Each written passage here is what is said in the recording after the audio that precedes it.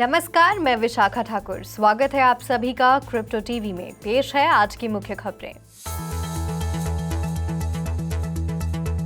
Crypto currency ने किया rebound, $20,000 से ऊपर रहा बिटकॉइन। इथेरियम का शैडो फोक 9 मर्ज के लिए हुआ live. Crypto lender Celsius network ने बैंक्रप्सी फाइलिंग में $1.19 बिलियन के घाटे का किया खुलासा।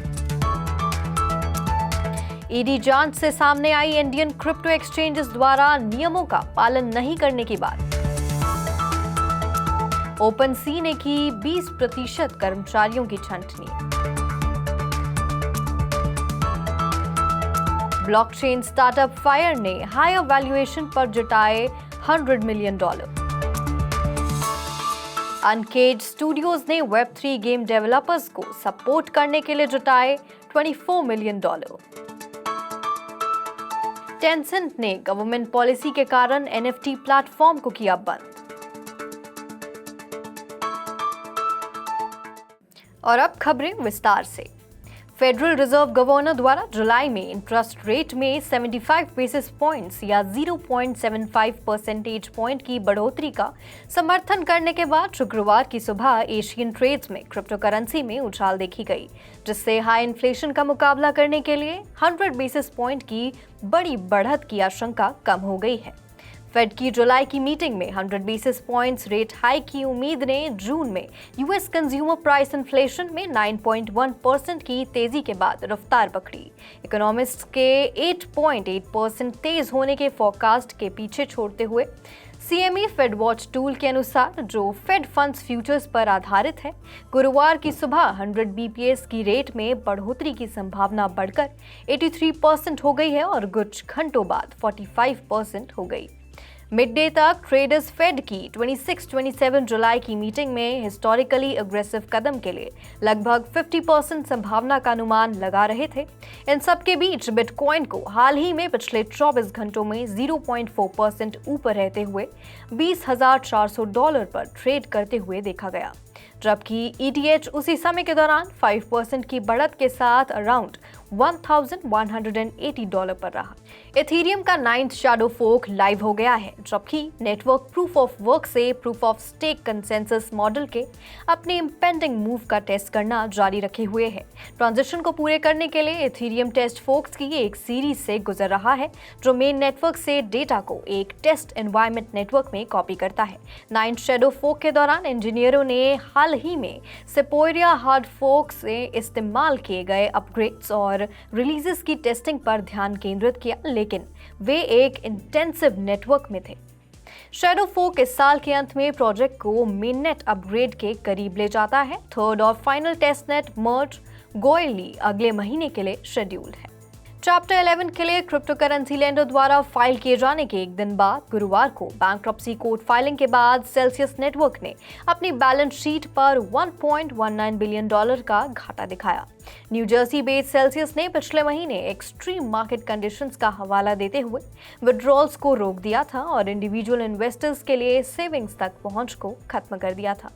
गुरुवार को सदर्न डिस्ट्रिक्ट ऑफ न्यूयॉर्क के लिए यूएस बैंक्रप्सी कोर्ट में फाइलिंग में सेल्सियस ने यह भी कहा था कि Singapore based three arrows capital के अगेंस्ट क्लेम्स में $40 मिलियन थे। एक क्रिप्टो हेज फंड जो इस महीने की शुरुआत में बैंक्रप्सी के लिए फाइल किया गया था।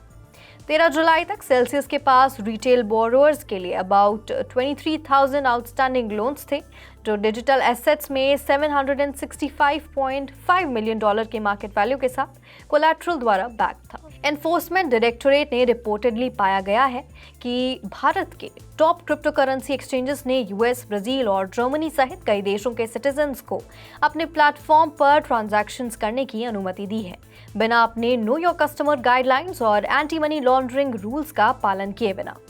जांच से ये भी पता चला है कि इन क्रिप्टो एक्सचेंजेस ने पिछले 3 साल में ग्लोबल कैपिटल वेंचर्स जैसे सिकोया, टाइगर ग्लोबल आदि से अराउंड $1 बिलियन का इन्वेस्टमेंट हासिल किया है। हालांकि एक्सचेंजों ने कई मामलों में reserve bank of India mandated foreign exchange gross provisions return filings में इन इन्वेस्टमेंट्स का खुलासा नहीं किया।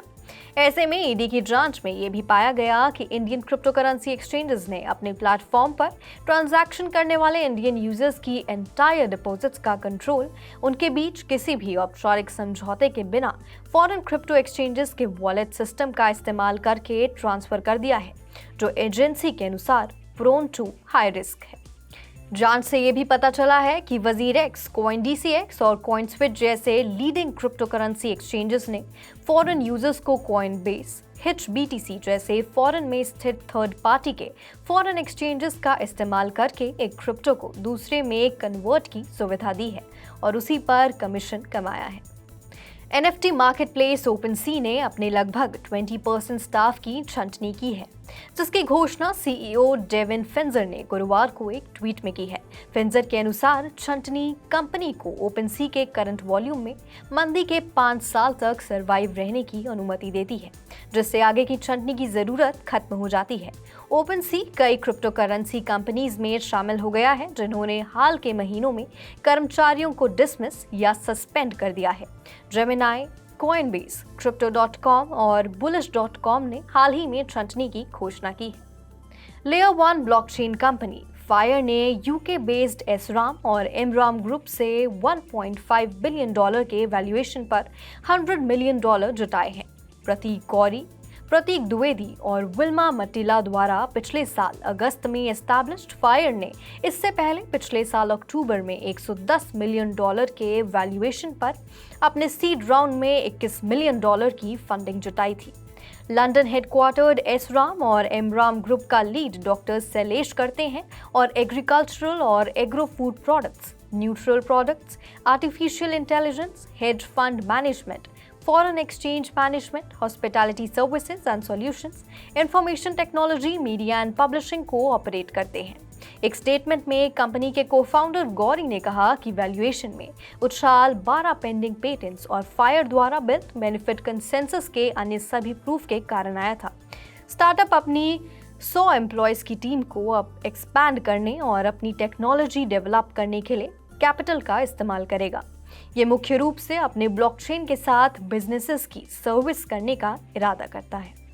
Web3 gaming company Uncaged Studios ने Griffin Gaming Partners, We Games, Maverick Ventures Israel, Drive by DraftKings और सिक्स्थ मैन वेंचर्स की participation के साथ 14 जुलाई को series A equity funding round में $24 मिलियन जुटाए हैं।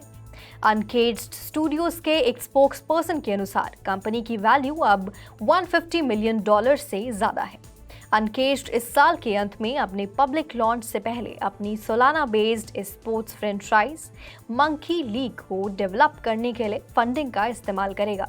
इस तरह से पैसों का इस्तेमाल अपने नेटिव गेम OS प्लेटफॉर्म पर फ्यूचर प्रोजेक्ट्स के लिए भी किया जाएगा, जो अपने end to end developer platform के माध्यम से ब्लॉकचेन गेमिंग में एंटर करने वालों का समर्थन करता है।